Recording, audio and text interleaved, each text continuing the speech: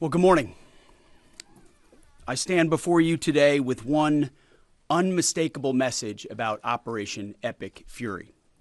America is winning, decisively, devastatingly, and without mercy. Under the direct command of President Trump, the War Department unleashed this operation early Saturday morning, just 4 days ago, which means we need to remember two things. First, we are only 4 days into this. Metrics are shifting, dust is settling, and more forces are arriving. It's very early, and as President Trump has said, we will take all the time we need to make sure that we succeed. Second, we are only 4 days into this, and the results have been incredible. Historic, really. Only the United States of America could lead this, only us. But when you add the Israeli Defense Forces, a devastatingly capable force, the combination is sheer destruction for our radical Islamist Iranian adversaries. They are toast, and they know it.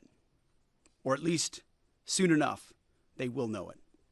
And we have only just begun to hunt, dismantle, demoralize, destroy, and defeat their capabilities, just 4 days in. Starting last night and to be completed in a few days, in under a week, the two most powerful air forces in the world will have complete control of Iranian skies, uncontested airspace. I hope all the folks watching understand what uncontested airspace and complete control means.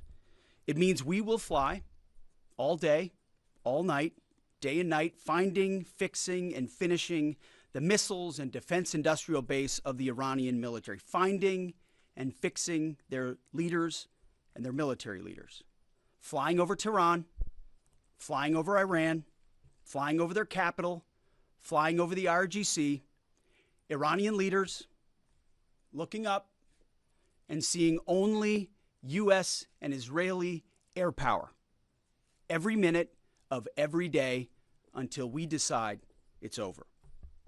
And Iran will be able to do nothing about it. B-2s, B-52s, B-1s, Predator drones, fighters, controlling the skies, picking targets. Death and destruction from the sky all day long. We're playing for keeps. Our warfighters have maximum authorities granted personally by the president and yours truly. Our rules of engagement are bold, precise, and designed to unleash American power, not shackle it. This was never meant to be a fair fight, and it is not a fair fight. We are punching them while they're down, which is exactly how it should be. Thus far, Operation Epic Fury has delivered twice the air power of shock and awe of Iraq in 2003, minus Paul Bremer and the nation building. The campaign has 7 times the intensity of Israel's previous operations against Iran during the 12-day war. 7 times. And as President Trump said, more and larger waves are coming. We are just getting started. We are accelerating, not decelerating. Iran's capabilities are evaporating by the hour, while American strength grows fiercer, smarter, and utterly dominant. More bombers and more fighters are arriving just today. And now, with complete control of the skies, we will be using 500-pound, 1,000-pound, and 2,000-pound GPS and laser-guided precision gravity bombs, of which we have a nearly unlimited stockpile. We used more exquisite standoff munitions at the start, but no longer need to. Our stockpiles of those, as well as Patriots, remains extremely strong. The enemy can no longer shoot the volume of missiles they once did, not even close. And the chairman will lay out some of those percentages. So our air defenses and that of our allies have plenty of runway. We can sustain this fight easily for as long as we need to. And as I said yesterday, we set the terms. Now, you may not see much of it because the IRGC shut off the internet to the entirety of the country. They blind their people on purpose, just like they kill their own on purpose. Much was made of the volume of missiles Iran was able to shoot in the first few days. And sadly, as we projected, a few got through and killed 6 of our best, who will hopefully arrive home soon. We will avenge them, no doubt. But I liken Iran's predicament to a football team who scripted the first 20 plays of a game. The team knew what plays to run because their first few drives were scripted. But now that the game has started and the blitz is on, they don't know what plays to call, let alone how to get in the huddle and call those plays. Iran's senior leaders are dead. The so-called governing council that might have selected a successor, dead, missing, or cowering in bunkers, too terrified to even occupy the same room. Senior generals, mid-level officers, enlisted ranks, they can't talk or communicate, let alone mount a coordinated and sustained offensive. That's not great for morale. The Iranian Air Force is no more, built for 1996, destroyed in 2026. The Iranian Navy rests at the bottom of the Persian Gulf. Combat ineffective, decimated, destroyed, defeated, pick your adjective. In fact, last night, we sunk their prize ship, the Soleimani. Looks like POTUS got him twice. Their Navy, not a factor. Pick your adjective, it is no more. In fact, yesterday, in the Indian Ocean, and we'll play it on the screen there, an American submarine sunk an Iranian warship that thought it was safe in international waters. Instead, it was sunk by a torpedo. Quiet death. The first sinking of an enemy ship by a torpedo since World War II. Like in that war, back when we were still the War Department, we are fighting to win. Also, yesterday, the leader of the unit who attempted to assassinate President Trump has been hunted down and killed. Iran tried to kill President Trump, and President Trump got the last laugh. Now, this is not a mission accomplished situation. This is simply a reality check. The combination of U.S. and Israeli intelligence and combat power will control Iran, and will control it soon. Sure, Iran will still be able to shoot some missiles and still be able to launch one-way attack drones at civilian targets, and their proxies will attempt to attack our embassies, bases, and soft targets. They are terrorists, after all, and they need to target civilians because they can't fight toe-to-toe. But we will find them, and we will kill them. This is what the fake news misses. We've taken control of Iran's airspace and waterways without boots on the ground. We control their fate. But when a few drones get through or tragic things happen, it's front page news. I get it. The press only wants to make the president look bad, but try for once to report the reality. The terms of this war will be set by us at every step. As I said Monday, the mission is laser focused. Obliterate Iran's missiles and drones and facilities that produce them, annihilate its navy and critical security infrastructure, and sever their pathway to nuclear weapons. Iran will never possess a nuclear bomb, not on our watch, not ever. And this is why President Trump's moral clarity on Iran today is so vital. Unlike the past, where vague red lines and endless negotiations let Iran fund terror and inch ever so slightly toward a bomb, this president sees the threat plainly and acts decisively. No more half measures, especially when Iran is at its weakest. No more letting Tehran play for time while our people pay the price. His leadership ensures that we finish what we start and that we protect our warfighters by crushing the enemy before they can strike again. Our offensive operations, refined through months of relentless preparation, are unstoppable. And our defensive efforts are unprecedented.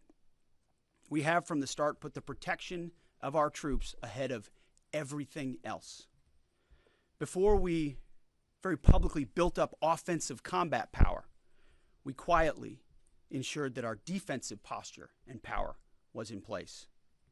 And as we built up offensive combat power, we moved the vast majority of American troops over 90% of Americans that were on our bases, what we say off the X, out of the range of Iranian fire. Our defensive shield is equally formidable, the most sophisticated air and missile defense network ever fielded. Thousands of Iranian missiles and drones have been intercepted and vaporized. Tens of thousands of American and allied lives protected. We have pushed every counter-UAS system possible forward, sparing no expense or capability.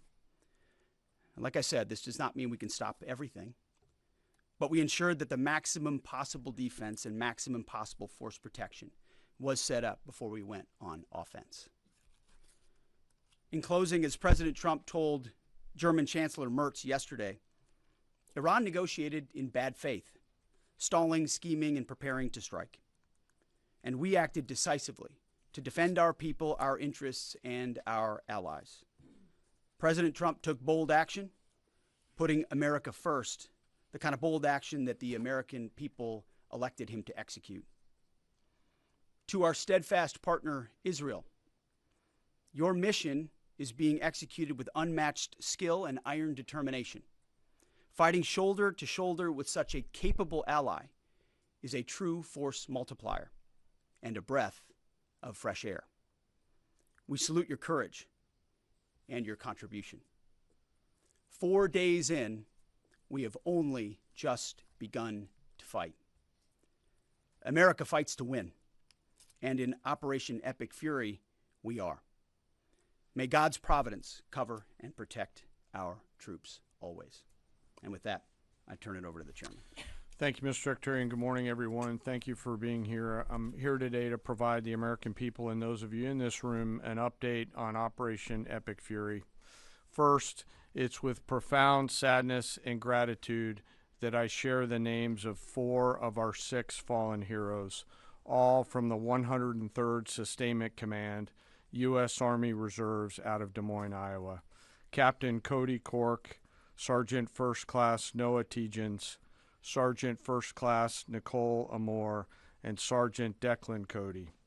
To the families of our fallen, we grieve with you today, and we look forward to welcoming your family members home at Dover in the coming days. Out of respect for the other families, we'll withhold the release of their names until next of kin notification is complete. And either myself or Admiral Cooper will release those names as soon as we can ensure that all of those families have been properly notified. To our Gold Star families, to our wounded warriors and their loved ones, we will never forget your sacrifice. Our nation stands with you, and we are eternally grateful for your courage, your resiliency, your devotion to this mission and to our nation. As the Secretary said, we're 4 days in, 103 hours into this campaign. The operation was again launched with clear military objectives designed to dismantle Iran's ability to project power outside of its borders, both today and in the future. First, we are targeting and eliminating Iran's ballistic missile systems to prevent them from threatening the U.S. Forces, partners, and interests in the region.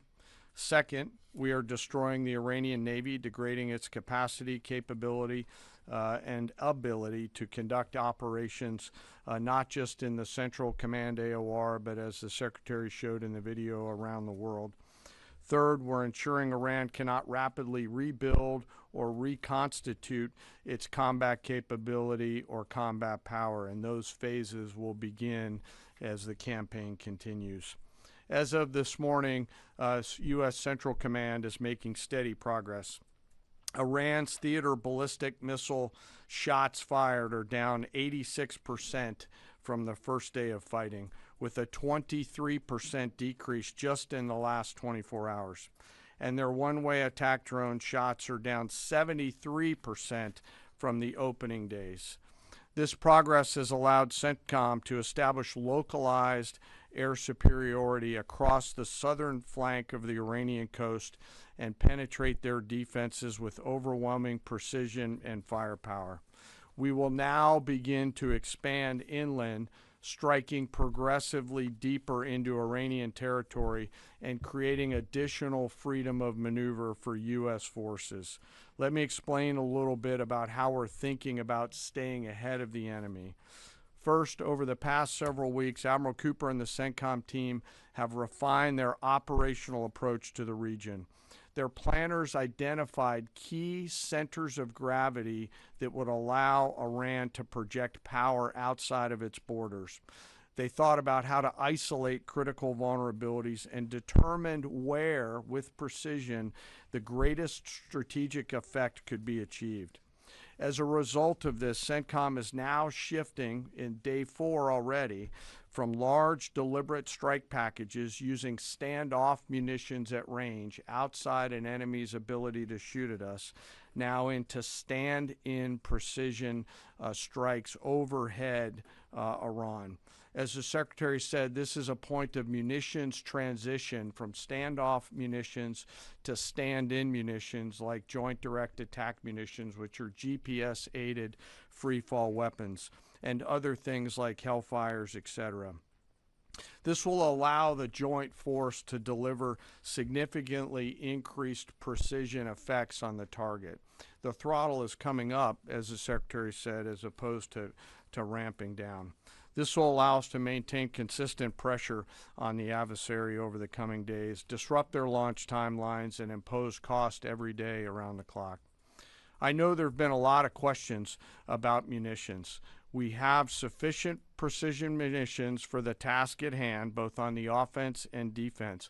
But I want to tell you, teammates, as a matter of practice, I don't want to be talking about quantities. And I know there's been a great debate about that, and I appreciate the interest, but just know that we consider that an operational security matter. Let me flip to the map here. Hopefully I don't kill anybody with a laser pointer.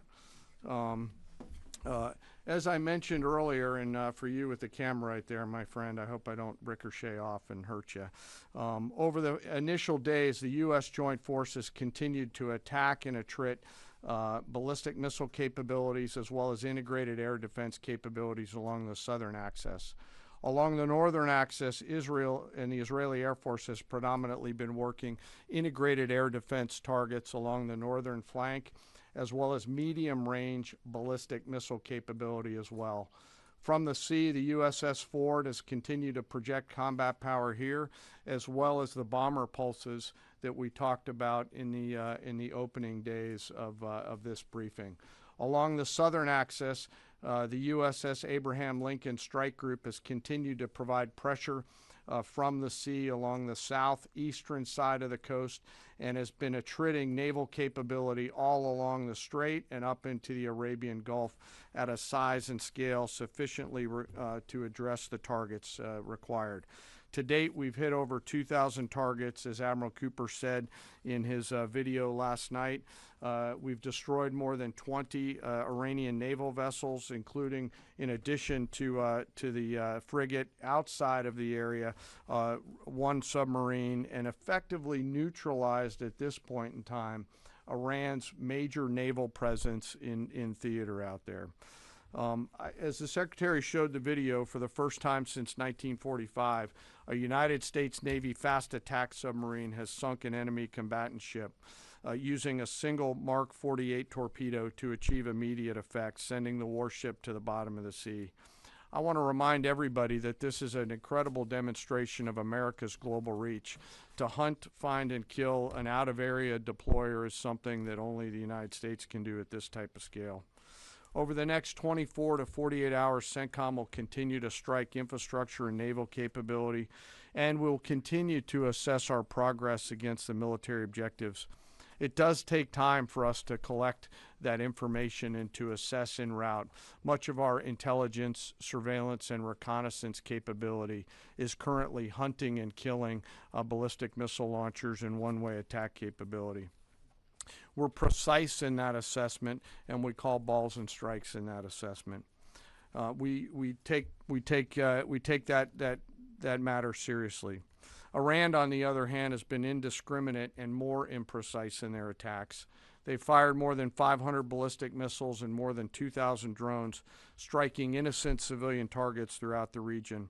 Our partners are answering the call to defend themselves right alongside us. Jordan, Bahrain, Saudi Arabia, the UAE, Qatar, and Kuwait are all defending their people with their own combat capability, with precision and restraint. Jordanian air defense crews recently intercepted a cluster of Iranian one-way attack drones headed to Amman. Bahrain's air defense forces shot down an inbound drone approaching Manama's maritime infrastructure, protecting both their population and critical shipping lanes. Saudi Patriot batteries stopped a salvo of ballistic missiles aimed at energy facilities near Dhahran. The UAE neutralized multiple drones targeting Abu Dhabi's industrial zone, demonstrating speed and precision. And Qatari fighters for the first time have shot down 2 Iranian bombers that were en route to their location. Together, these nations are helping to defend themselves and project power as required against the enemy. We're 100 hours in. It's still very early, as the Secretary said, but the balance is shifting. We've always got to remember that these operations are complex, dangerous, and far from over. Our soldiers, sailors, airmen, Marines, Guardians, and Coast Guardsmen remain in harm's way, and we must be clear-eyed that the risk is still high. This is combat. Let us never forget this. As we continue, I ask that we hold all of our deployed teammates in our thoughts, those standing the watch, flying the sorties, sustaining the fight, and carrying our nation's burden. And I'll stop where I started, and that's remembering our 6 fallen who will return home as soon as possible. I remain humbled, grateful, inspired by every day the valor and professionalism of our joint force. They are quiet professionals through and through, out there doing America's work through the day and through the darkness. And with that, I'll take your questions along with the Secretary. Go ahead. What do you assess the enemy's control and command status is right now? And can you broadly describe our decisive point in this operation? Well, I won't describe the decisive point in the operation because that would tell the bad guys what it was. That's a good question, though. I appreciate the question. Their C2 structures in a bad way. Admiral Cooper's been continuing to pressure C2 at the IRGC C2 and other military elements, and will continue to do so. Thank you for the question. Thank you, Secretary Hegseth. Mary Margaret with the Daily Wire. Couple questions for you and then one for General Kane. Can you tell us more about how we took out the leader who was the leader of the group that was trying to assassinate President Trump? And then Turkey's defense ministry says NATO air defense systems intercepted an Iranian ballistic missile headed towards Turkish airspace. Could this trigger NATO's Article 5, and was it the U.S. who shot it down? On the first question, we've known for a long time that Iran had intentions on trying to kill President Trump and or other U.S. Officials. And while that was not the focus of the effort by any stretch of the imagination, in fact, never raised by the president or anybody else, I ensured and others ensured that those who were responsible for that were eventually part of the target list. It wasn't the beginning of the effort. We were focused on missiles and launchers, and that's the focus. But ultimately, if we had the opportunity to get at those who are trying to get at Americans specifically, we would. And so we eventually had the opportunity to do that from the air. And then on the matter with Turkey, I'll have to get back to you on exactly what the intercept looked like at that. We're aware of that particular engagement, although no sense that it would trigger anything like Article 5. No. Tie right there. You got a tie on. Yeah. Thank you. Tom Bateman with the BBC. Can you give us an update on what the administration knows, what you know now about the reported strike on a girls' school in southern Iran on Saturday? All I can say is that we're investigating that. We, of course, never target civilian targets, but we're taking a look and investigating that. Red tie in front. Just on the basis that with the information you would have, your reconnaissance abilities, ability to gather information, I mean, it's several days on now. So is there any clarity on whose munition this was? We're investigating it. Thank you. Secretary, so there are reports that the administration is considering arming Iranian Kurdish groups. So could you please clarify that whether any such plan has been authorized and whether Congress or regional partners has been notified and consulted? All I would say is none of our objectives are premised on the support or the arming of any particular force. So what other entities may be doing, we're aware of, but our objectives aren't centered on that. Green, right there. Yeah, thank you, Mr. Secretary. Mike Lynn, Washington Times. Can you talk a little bit about the deconfliction process that's going on? You have two parallel operations, Epic Fury and Roaring Lion. How are you making sure they're not interfering with each other? Sure, I'm happy to take that. Thank you for the question. We have liaison officers on both sides. There are U.S. CENTCOM teammates out in Israel, and there are Israeli Defense Force teammates at the relevant command and control nodes within the U.S. CENTCOM enterprise. Routinely, Admiral Cooper is talking to the IDF Chief of Defense, and I will occasionally speak to him through the arc of this. I've spoken to him a few times already. That allows us to coordinate, integrate, and synchronize activities while maintaining separate efforts. And when I said a breath of fresh air, I really meant it. Usually it's us with some ancillary benefits from allies who are maybe willing but not as capable. When you have both the will and the capability of an ally that can really bring things to bear, we take certain targets, they take certain targets, and we coordinate it. It has incredible effects. Right here. Secretary Hegseth, with respect to House Minority Leader Hakeem Jeffries' statement that the Iran mission will end in failure, what kind of message does that send to our enemies, and what does it do to the motivation of our troops? Well, I've been through that movie before with the Democrats rooting against the country. Our generation saw that in our battlefields. I think it's pretty unprecedented and unfortunate that it would occur 4 days in to an operation where, as the chairman laid out, America's best are operating in an incredibly challenging environment where they're having incredible success, but they're meeting a determined adversary. And he's been privy to briefs that we've provided. He knows how effective this has been. He's being disingenuous, which we're used to. Right here. Thank you for taking my question. Heather Mullins, Lindell TV. One of the questions I have is just really regarding the intelligence that indicated that this was something the U.S. had to get involved with at the time that you guys did. We had Operation Midnight Hammer back in June. We obliterated their nuclear facilities. What was the intelligence that suggested that somehow they became a threat once again that required us to get involved with Operation Epic Fury? I appreciate the question. The evidence in front of us since the 12-day war was that Iran had no intention of actually negotiating a nuclear deal that truly meant they did not have a pathway to the nuclear bomb. And they had a moment. Jared Kushner and Steve Witkoff, two of the best negotiators in the world, poured into that negotiation, giving them every single possible opportunity to release that ambition, and they didn't. And the intelligence that we saw they didn't intend to do it in good faith, that they had the intentions eventually to get to a place where they could have a conventional shield to block their nuclear capabilities, as I talked about yesterday. So I would separate the what from the when a little bit. The what is they've been killing Americans for 47 years. They have thousands of missiles pointed at us. They have ongoing nuclear ambitions, and they're at the weakest they've ever been. So the when became, in a particular, hey, what makes the most sense to do this to ensure that the narrow objectives we have of ensuring they never have a nuclear weapon have a maximum effect?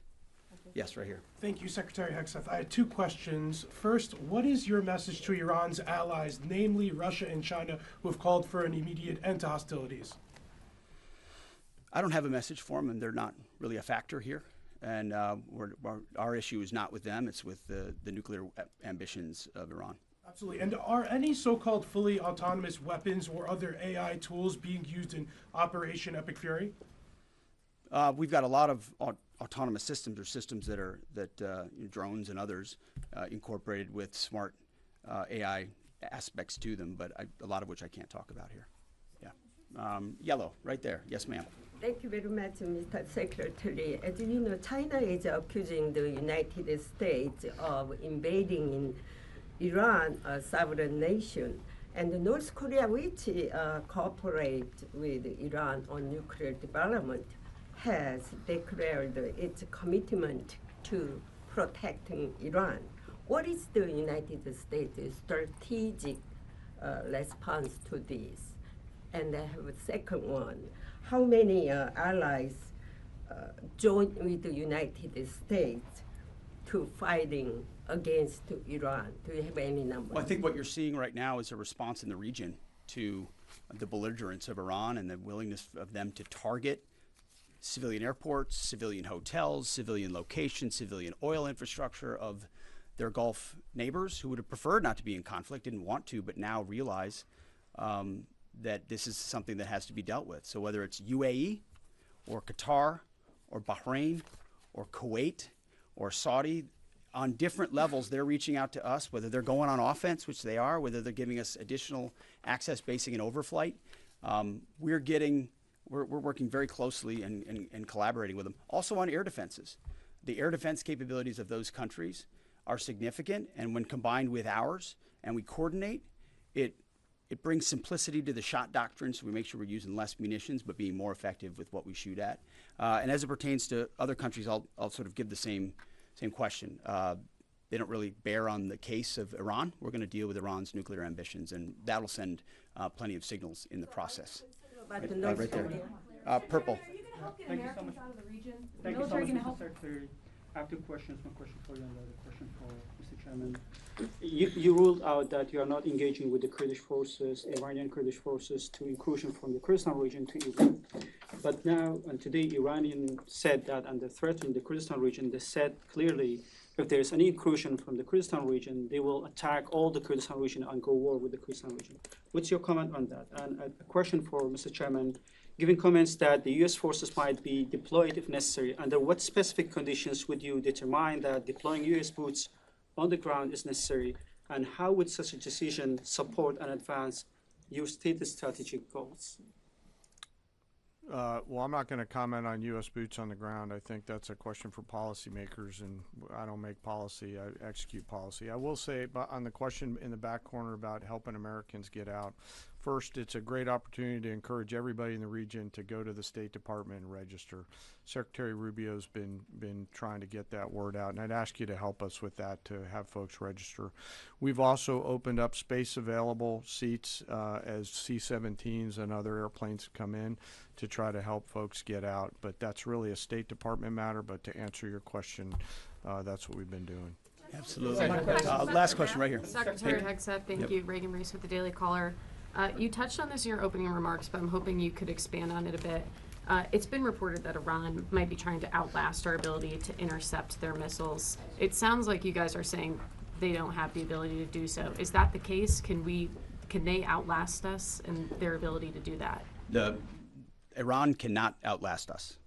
We're going to ensure through violence of action and our offensive capabilities and our defensive capabilities, as I said, that we set the tone and the tempo of this fight. That's why stories and speculation about different things that try to make it look like we're limited in what we can do. The only limits we have in this is President Trump's desire to achieve specific effects on behalf of the American people. And that's why we don't talk about, you can say 4 weeks, but it could be 6, it could be 8, it could be 3. Ultimately, we set the pace and the tempo. The enemy is off balance, and we're going to keep them off balance. And we know their ability to shoot versus our ability to defend. That difference gets wider and wider every day. Our defense gets better, their offense capabilities diminish. As we are going into ammunitions that we, as we said, have tens of thousands of and can drop unlimited supplies on with even more effects than the standoff munitions we have now, which is why when we say the throttle's going up, the throttle's going up and it's going to stay on high. Thank you all very much. Appreciate it.